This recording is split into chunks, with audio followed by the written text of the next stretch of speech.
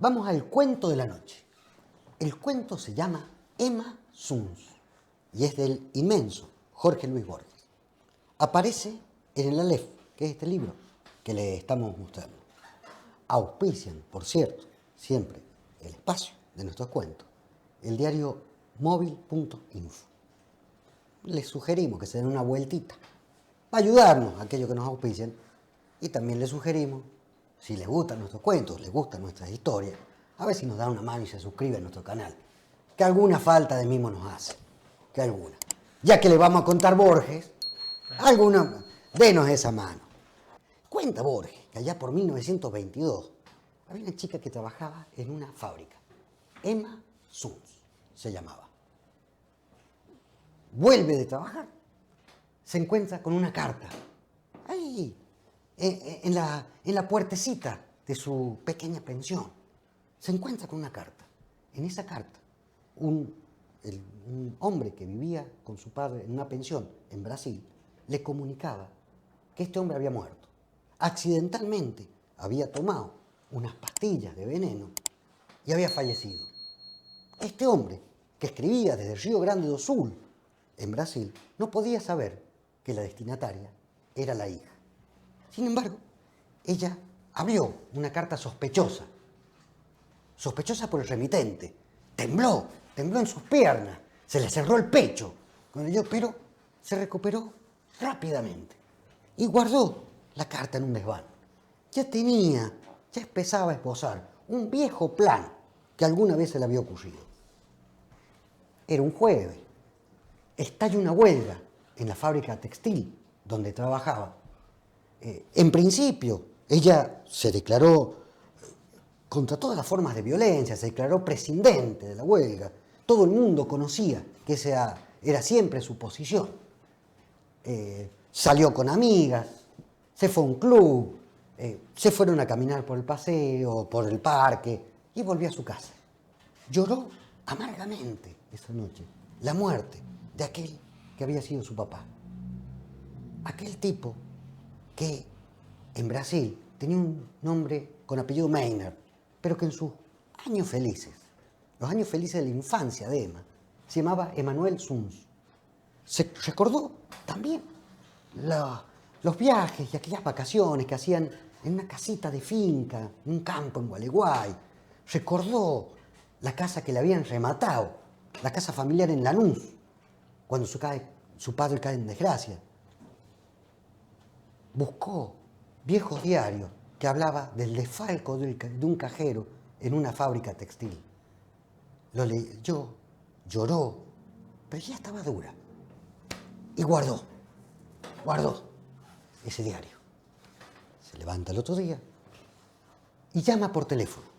Va camino a la fábrica, entra a la fábrica y llama por teléfono al dueño de la fábrica, un tal Aaron Lowenkopf.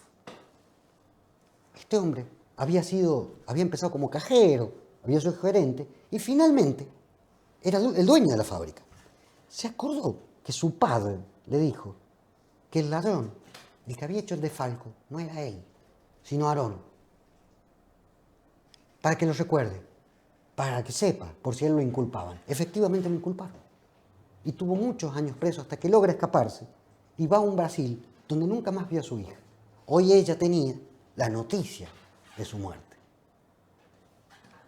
Habló con el dueño de la fábrica, avisándole que tenía algunos datos de la huelga que podían llegar a interesarle, pero que necesitaba reunirse en privado.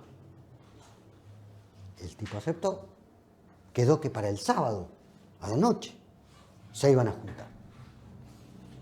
Salió ella, nuevamente fue al cine con sus mejores amigas y sin embargo en ningún momento reveló su plan. Estaba avanzando. Vuelve del cine, se recuesta y ultima los últimos detalles. Y llora tremendamente. Le entra a venir un arrepentimiento por lo que iba a hacer. Y sin embargo, el recuerdo de su padre fue más fuerte. Llega el viernes en la noche. Se entera por el diario que un barco llegaría apostaría en el tercer dique del puerto. Era un lugar insospechado para esta mujer caminar esas calles oscuras que llevaban al puerto. Entró a 4 o 5 bares, vio esas miradas sospechosas, caminó las calles oscuras hasta que llegó al barco y vio 2 hombres. Al más jovencito prefirió saltarlo porque le iba a dar ternura. Prefirió ese hombre más morrudo, más corpulento, más entrado en años, más grotesco, para que la indignidad que iba a cometer por lo menos tuviese el toque de la perfección. Entró al barco, pasaron por unas escaleras, llegaron a un vestíbulo, subieron a estas escaleras, llegaron a un pequeño camarote que ella no podía reconocer cómo era la forma hasta que pasaron a un camarote más secreto. Ahí ella utilizó a ese marinero que ni siquiera hablaba castellano y él la usó para su placer. Le dejó unos pesos, unos dólares, algún dinero que ella no supo reconocer en qué moneda era, pero inmediatamente lo rompió ella. Pensó en el sacrilegio que había hecho, romper dinero es como tirar pan. Y sin embargo dijo, está bien, así como ya rompí la carta, aquella que había leído y que me había llegado que había muerto mi padre, las 2 cosas están bien.